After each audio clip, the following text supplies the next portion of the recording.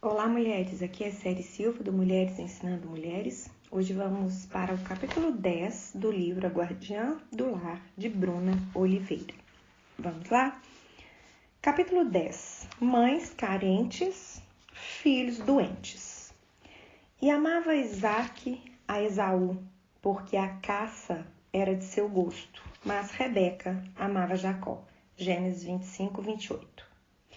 Uma das histórias de família da Bíblia que mais me instiga é o caso de Rebeca, pela riqueza de detalhes que se contextualizam bem aos dias de hoje. Já mencionei esse lar em outros capítulos, porém agora gostaria de apresentar um olhar sobre a comunicação maternal de Rebeca no relacionamento com seus filhos. Esse versículo nos apresenta uma parcialidade nos relacionamentos. Isaque se relacionava melhor com Esaú por causa da caça e Rebeca com Jacó. O texto não traz uma clareza sobre os motivos que essa mãe tinha para ter um apreço melhor com Jacó, a tal ponto de provocar uma ira tão grande no primogênito Esaú. Mas, por intuição e observação dentro dos inúmeros aconselhamentos com intervenção familiar que já fiz, percebo que há uma grande tendência nas mães de se identificarem mais com filhos que se mostram mais frágeis, fracos, rejeitados, gerando uma superproteção nesse convívio. O fim dessa trama foi desastrosa para os filhos. Jacó passa por maus bocados na companhia de Labão e Esaú, mesmo primogênito, fica preso na falta de destino. Diante disso, podemos perceber o quanto a desenvoltura da mãe pode ajudar ou não o futuro dos filhos. As atitudes de Rebeca mostram uma mãe possessiva, controladora, manipuladora, que extrapola os limites de comportamentos éticos dentro da filosofia da família. Mas o questionamento que fica por trás dessa afirmação é: o que leva uma mãe a ser tão possessiva assim, colocando em risco seu próprio casamento? Dentro desse contexto de mentiras e falsidade ideológica, Isaque poderia ter se separado dela. Sinceramente, não sei das razões de Rebeca, mas o que vejo hoje é um número muito grande de mulheres passando por situações parecidas, que têm como pano de fundo, na maioria das vezes, a solidão, carência e insegurança, mesmo sendo casadas. Esse perfil de mãe controladora muitas vezes é o resultado de uma mulher que não se sente realizada no seu casamento. E essa insatisfação pode ser por diversas causas: traição, passividade do homem, casou para sair de casa ou porque engravidou, fazendo com que esses motivos secundários a impedissem de ver com quem de fato estava se casando. E isso gera uma persistência em querer mudar o cônjuge, trazendo um desconforto grave para o casamento. Mulheres nessa situação tendem a assumir o filho como prioridade máxima, anulando muitas vezes a figura do marido para dedicarem total atenção e esforços para suprir as necessidades emocionais do filho, ao mesmo tempo em que se saciam desses depósitos sentimentais creditados nessa relação, chegando ao ponto crucial de substituírem, em nível de prioridade, o relacionamento com o marido pela doação integral ao filho em todos os aspectos. Ela condiciona sua única fonte de carinho ao filho, tendo seu marido como alguém totalmente dispensável na relação. Casas que convivem com este drama estão vulneráveis a um contingente de desdobramentos negativos, principalmente na identidade do filho, que cresce somatizado com os ressentimentos da sua mãe e, consecutivamente, desprezando e até mesmo negando a figura do pai. Existem casos em que a aversão pelo pai é tamanha que filhos meninos acabam rejeitando sua sexualidade por não quererem ser homens como o pai e passam a endeusar a figura feminina que a mãe representa. Há mulheres que, pela falta de entendimento, chegam ao ápice de se casarem emocionalmente com seu filho, o reconhecendo como fonte exclusiva de amor, cuidado e proteção, mesmo depois de adultos e até mesmo casados. Isso se antes não acontecer com que todas essas expectativas de relacionamento se transformem em teias que a mãe constrói ao redor do filho, o impedindo de crescer emocionalmente e o fazendo ser extremamente dependente da opinião e reação dela, e, portanto, incapaz de avançar em sua estrutura psíquica de um adulto. O controle gerado através do conforto do ninho emocional impede que aquele menino corra riscos, tome decisões, seja frustrado, cauterizando seu comportamento infantil mesmo num corpo de homem feito.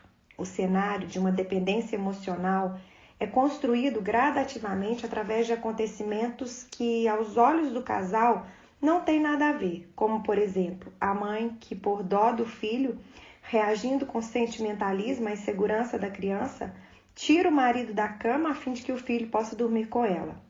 Este é um comportamento pernicioso para a intimidade do casal e a mensagem que se passa para a criança é que, em função disso, ela, aos poucos, vai dominando a rotina da casa, fazendo com que reaja exclusivamente às suas necessidades. O lar passa a não ter uma vida doméstica, mas sim a vida da criança. E dia após dia, os relacionamentos naquele núcleo são adoecidos.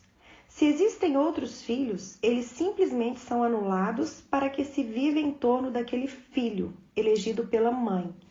Tudo que acontece no lar só se desenvolve porque a necessidade daquele filho está regendo toda a funcionalidade, chegando ao extremo do controle dos horários que são determinados para a rotina diária.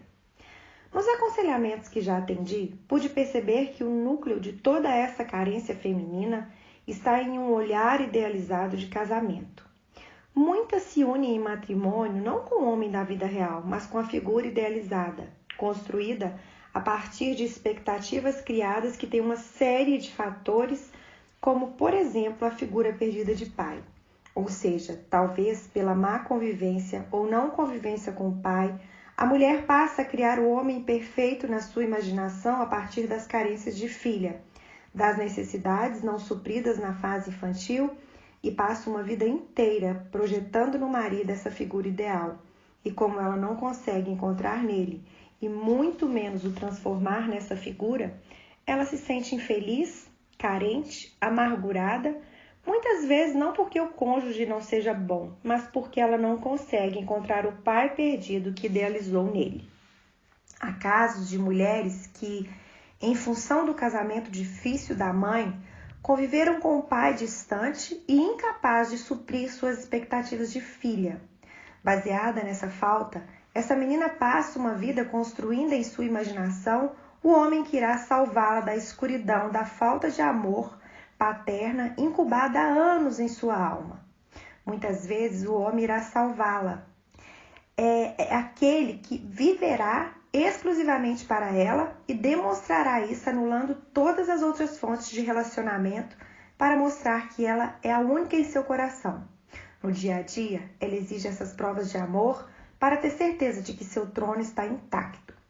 Tais exigências vêm com uma aparência sedutora, coberta de razões de amor, como, por exemplo, quando ela se sente ameaçada porque o cônjuge precisa dar mais atenção por um período a uma outra pessoa da família ou a uma outra situação e por isso não consegue fazer algo naquele momento para ela.